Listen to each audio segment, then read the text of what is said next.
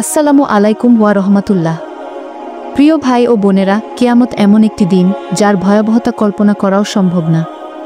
এটি এমন একটি দিন যখন দুনিয়ার সব নিয়ম ভেঙে পড়বে।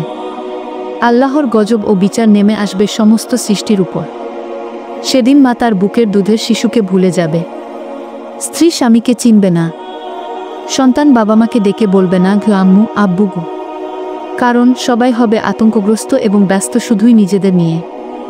সেদিন মানুষ তার ভাই, মা, বাবা, স্ত্রী ও সন্তান থেকে পলায়ন করবে। সূরা আবাসা 34 ও 36।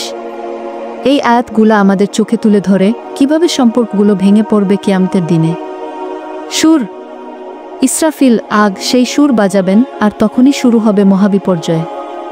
চারদিকে শুধু আতঙ্ক, আকাশ ফেটে পড়বে, পাহাড় গুড়িয়ে যাবে, সমুদ্র জ্বলে উঠবে, মানুষ ছুটোছুটি করবে, কেউ কাউকে চিনবে না।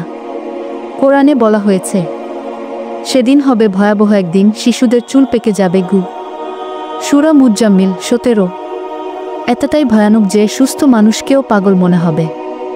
প্রিয় ভাই ও বোনেরা, যদি আজকের ভিডিওটি আপনাদের উপকারে আসে কিংবা ভালো লেগে থাকে, তাহলে অবশ্যই চ্যানেলটি সাবস্ক্রাইব করে দিন, আর কমেন্টে জানিয়ে দিন আপনারা আর কী ধরনের ইসলামিক বিষয় জানতে চান।